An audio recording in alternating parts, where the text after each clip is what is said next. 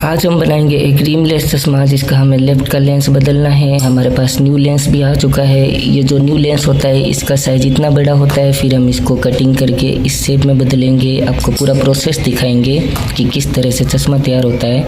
और इसकी पावर आप चेक कर सकते हैं, -6 नंबर इसकी पावर है। और ये है एक ब्लू कट लेंस जो कि लिखा हुआ है, आपको सामने दिख रहा होगा कोरिस ब्लू कट, जो कि ब्लू रेज को कंट्रोल करता है। तो हम चलते हैं हमारे फिटिंग के प्रोसेस की तरफ। ये जो आपके सामने देख रहे हैं ये है एक लेंस कटर। हम इससे सबसे पहले हमारे इस लेंस को कट करेंगे। तो हम दिखाते हैं आपको कैसे कटिंग होगी इसकी।